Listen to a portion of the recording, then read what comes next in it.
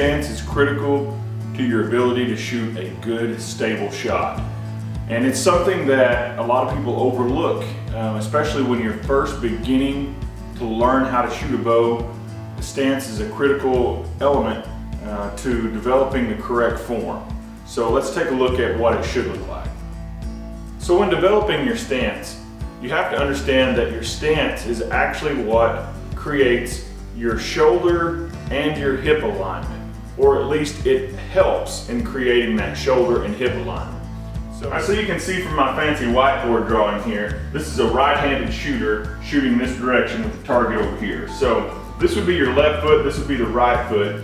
And what I want to focus in on is this is shoulder width apart, and you want to put the tip of your left foot basically in a square alignment with basically right around the top of your instep on your right foot. So you can kind of see that's straight across there. And what that does is, if you can imagine the shoulders right over the top of this, because that's where the body is at, right over the top of these feet, your hip alignment and your shoulder alignment should be basically perfectly on top of that, not twisted this way, not twisted that way, where everything is just nice and comfortable. So you stand in this position, you get comfortable, and then that becomes your stance.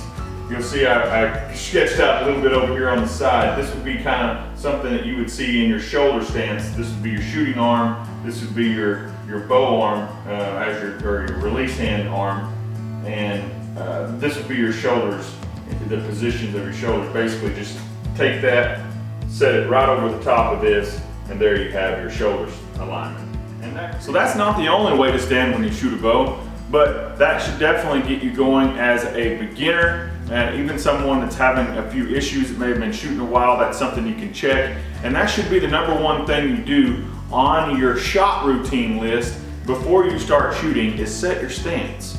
So there are a number of great shooters across the country and across the world for that matter, that don't stand like that.